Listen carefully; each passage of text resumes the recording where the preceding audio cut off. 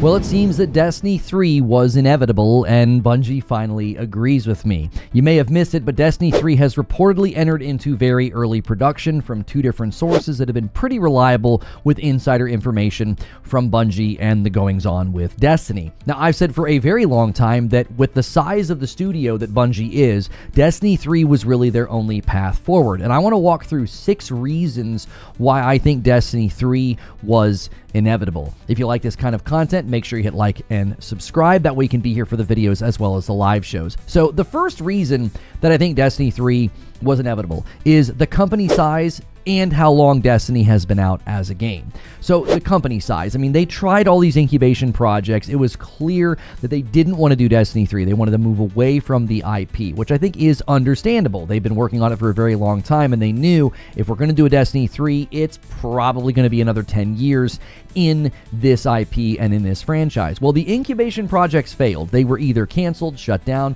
or they've been spun off in to other studios. And then that leaves you with a big question. Well, what can you do then with a company that is this large? What are you going to turn everybody's attention to when you have anywhere from 800 to 1,000 employees? Well, you're going to have a big project. You're going to have something large and something probably live service, given the number of departments and studio space that has been dedicated to Destiny, which that's related to how long the game has been out. It's been out for over 10 years. If you're going to shift to something else, it would be incredibly challenging. You have a ton of institutional knowledge and teams and structure built around Destiny, built around an ongoing live service game, and I think they need another one in order to justify how big they are and how their infrastructure and how their teams are set up, which is related to the second reason that I think Destiny 3 is inevitable, and that's that Marathon is not going to be enough. Now, I've outlined why I think Marathon is a non-starter. I think it's a dead man walking. They've made too many mistakes and missteps. They've got a horrible first impression, which in live service is incredibly important. We know that the live service market's very saturated. I'll talk about that more in a minute, but I don't think Marathon's got a chance. But let's just say that it makes it. Let's say they manage to get a large enough audience to justify Marathon's existence. Well, it won't be a big enough game for all of Bungie to work on it. I just don't think so. I don't think you would ever be able to say that a game like this needs 800 or close to 1,000 employees working on it. I don't think it would generate enough money to justify that either. So I think that's the second reason, which is then related to the third reason that I think Destiny 3 is inevitable, and that's that PlayStation is in charge now. It's very clear some level of takeover has happened, and we all know that was needed. It's good to see Parsons gone. It's going to be good to see other leadership removed and for things to be restructured. It's been the primary problem at Bungie for a very long time. And we know that Sony wants live service. They recently reported in their earnings that Bungie has now suffered basically a $200 million impairment loss, which is not like a straight cash loss. It's essentially like value loss. So the company's valuation is lower, which means essentially as an asset, Sony's lost money in the deal, right? And they're going to want that to be rectified. And I think they're going to want that rectified with a successful game release. And they know how much money a live service game can make. They know how much money Destiny can make. So that's the third reason. The fourth reason that I think Destiny 3 is inevitable is that not doing it is just such a losing battle at this point. You can look at Gearbox as an example. They didn't want to be the Borderlands developers, so they did Battleborn, and that was a disaster. It failed. It was not a very good game. It was fine, but it did not at all do what they needed to do, and it kind of put them on their back foot. Borderlands 3 showed up, and it sold incredibly well. It was viewed as the weakest, though, in the franchise, sort of hurt them in the market. I think it probably then hurt how well Borderlands 4 could sell. I thought Borderlands 4 was a great game.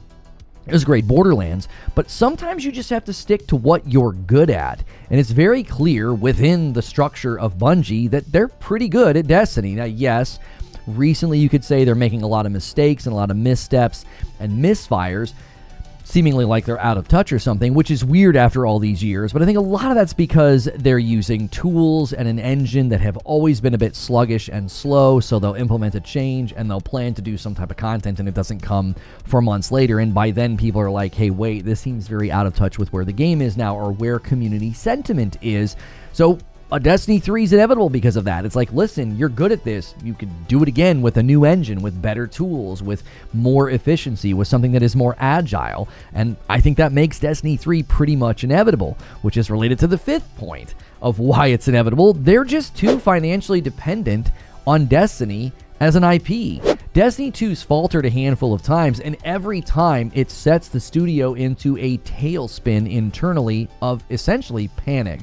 Like, what are we going to do? We're not making enough money. There's not enough people playing. Well, they're pretty much on a trajectory of it's make or break. You're either going to have to get PlayStation to agree to fund the studio running, since they're not generating enough capital with Destiny 2. I don't think they're going to be generating enough capital or revenue to keep things going with where the player base numbers are trending. You're just a very large studio, as I've already discussed. So the fact that they're that financially dependent on the IP of Destiny, I think makes a third installment just inevitable. You've got to get this thing going. Now, that obviously means that PlayStation is going to have to foot the bill, because they can no longer be hitched to the wagon of D2. They've got to stop having to add content to it. They're not going to be able to justify the bandwidth and the work that goes into keeping Destiny 2 full of new content if it's just not generating the revenue, the foot traffic, and the player engagement that it once did. And this is related to the last and the most important point. So the sixth reason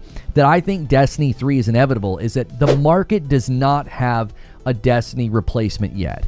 We know that live service games are not going anywhere anytime soon. They can crop up and be massively successful. Yes, there's a graveyard of failures, but Helldivers 2 and even more recently Arc Raiders, they both prove that you can find strong footing in a saturated market. And if there's a game that could pull it off and really pull back a lot of players and get a ton of press and a ton of attention, it would be a Destiny 3, especially if they go dark. You take 5 years and you really build a great game. I think it's doubtful in that time that it would take to build an amazing Destiny 3 that someone's going to fill that void.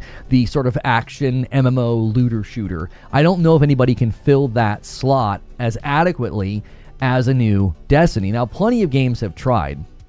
I've seen clips and trailers of all these games that have tried to do it. They just end up feeling generic. They end up feeling like they don't have a soul. They're just sort of putting the mechanics in place, the structure in place, but there's something about Destiny. There's the lore, there's the history. I mean, other games have done this, right? They've kind of turned things around and brought everybody back with new content. And I don't think you can do that in Destiny 2. I think you're going to have to do it in a new game. It's going to have to be in a Destiny 3. So those are the 6 reasons that I think Destiny 3 is inevitable. I would love to hear from you. Those are just my thoughts. You can leave a comment below or make sure you're here for the live stream so you can discuss it with me. As always, hit like, share, and subscribe, and I'll see you in the next video.